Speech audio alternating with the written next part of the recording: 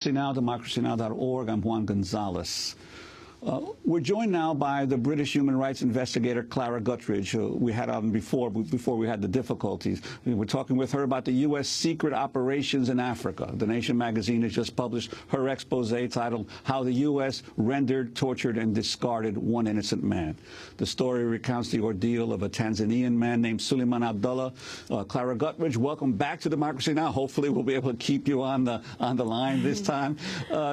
Continue with where you left off, talking about how you learned of Suleiman Abdallah's situation. Okay, thanks. So I was saying that my job at Reprieve a couple of years ago involved essentially building files on people who disappeared in the context of the US war on terror, people who were being held in the network of secret prisons around the world. And one of the cases that I was building a file on was Suleiman Abdallah's. And routinely what I would do would be interview people that had just been released from US detention, put that together with other sorts of documentation, then hopefully ultimately find out where somebody was being held and get representation, get authorization to represent them in prison. But the thing that happened with Suleiman's file was that it just grew and grew and grew, and I still had no idea where he was. So I found out all of this really fascinating stuff about, how he'd been picked up in Somalia in 2003, sold by a warlord. Funny things about his personality and his life. His nickname was Travolta because he was very fond of dancing, things like this. But I had no idea, where he was being held, and I would, every time I met somebody that had been held in one of these prisons, I would ask them, do you know Suleiman Abdallah, an East African man? And the answer was always no. And then eventually in 2008 I learned off record that he was being held in Bagram Air Force Base in Afghanistan, which is or was essentially Guantanamo Bay's lesser known, more evil twin. And then not long after that I heard through kind of NGO contacts that he'd been released, and he was at home in Tanzania or in the island of Zanzibar, and so I went to meet him. Well, can you trace for us his amazing odyssey from country to country and how this happened? Right. Well, I mean, it's very difficult to piece together, obviously, and we only know, some of what happened. But he's from Zanzibar. He grew up in Zanzibar, like many people from that island. He was fond of fishing, and he was, good with boats, and so he ended up being a kind of itinerant trader, going up and down the coast from Zanzibar up the Kenyan coast to the southern bit of Somalia, which is also Swahili speaking, and he was kind of trundling up and down in his boat, and then ended up in Mogadishu, where he got a job for a couple of weeks, and then he was abducted by a notorious warlord whose name is Mohammed Dira, who still lives in Mogadishu. In fact, he's one of the most powerful people in Somalia still. He's had various roles in successive Somali governments. Sold for a bounty to Americans, presumably members of the CIA, who rendered him via Djibouti and Kenya to secret prisons in Afghanistan. And in Afghanistan he was held first of all in a prison he called the Darkness, which we think is a prison that, called the Dark Prison, where prisoners are held in pitch black with music pumping 24 hours a day, where they're very, very seriously abused, no access to lawyers. Then taken to a prison called the Salt Pit, which was slightly better, although not much better, and then ultimately to Bagram Air Force Base, where he was held for about five years until he was ultimately released, sent back to Tanzania in 2008. And the original reason why the U.S. government took him and jailed him? Right. Well, this is obviously very difficult to piece together because the U.S. government won't talk about why this happened. But it seems as though, so in Somalia between 2002 and 2005, there was this system of essentially the CIA would pay warlords for money for so-called terror suspects. It's the same thing happened in Pakistan. 85% of the people in Guantanamo Bay, in fact, were sold for a bounty in Pakistan rather than being picked up off any battlefield. And in Somalia, this was going on as well, although although it was much quieter, there was less attention.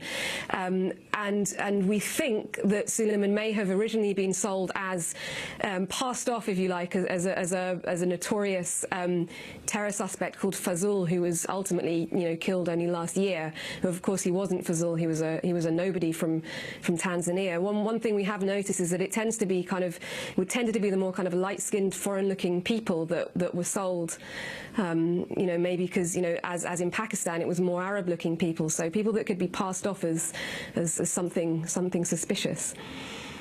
And I summarized in the introduction some of what he went through, but could you describe for us what you learned was some of the torture and the treatment that he underwent, the abuses that he underwent? Right. Well, I mean, the worst of the torture we're not authorized to talk about because it's too painful for him to talk about, and he doesn't want it to be made public. What I can say is that he was subject to some of the worst torture that I have ever encountered in, interviewing over 100 U.S. torture victims. He was routinely beaten. He was sexually assaulted. He was locked in a cage. He was locked in a coffin-shaped box. He was subjected to extreme temperatures of hot and cold. He was threatened that he would never be released again. The list really is endless. It took 2 intensive days of debriefing for the medical experts to document what he went through. So obviously I can't really summarize it all in such a short space of time. And who did he say inflicted this torture on him? U.S. generally speaking, it was a series of different people, but mainly U.S. personnel. So DOD and other, probably the CIA. Although of course, we can't be certain. And could you tell us about the overall role of the United States forces, CIA and special forces in Africa, where he was originally abducted? Right. So when Suleiman was abducted in 2003, that was in the middle of this. There was this arrangement between the CIA and Somali warlords who were then in control of most of Somalia, euphemistically called the Alliance for Peace and Counterterrorism. And what that really was an arrangement whereby the warlords, there was no law. These people were just, in de facto control.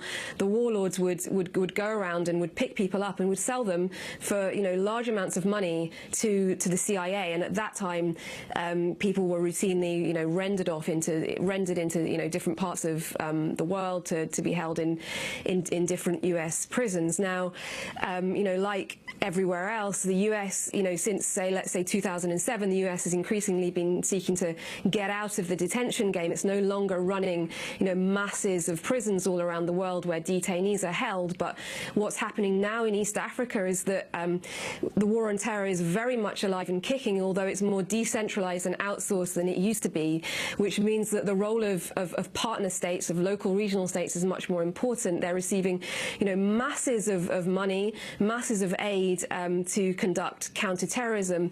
And what we're increasingly seeing is it is these states that are doing the jailing, either on behalf of the United States or perhaps in some kind of, joint detention operation. And for those of us kind of working on rule of law issues and trying to ensure that these prisoners get the rights that they deserve, it is even more difficult than working with prisons that are on the face of it obviously run by the United States. Well, I want to ask you about those U.S. operations. For instance, in Somalia, last year, Jeremy Scahill of the Nation and Democracy Now! Traveled to Mogadishu and revealed the existence of a secret CIA facility in that city.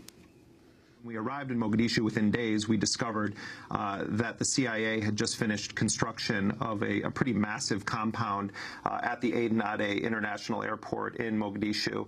And the compound, which is not even hidden in plain sight, it's just in plain sight, looks like a gated community. It has about a dozen buildings inside of it, brand new. It's a walled compound with guard posts at each of its 4 corners. It's right on the banks of the Indian Ocean, and then next to it there are 6 or 8 small hangars, and the CIA also has its own aircraft there.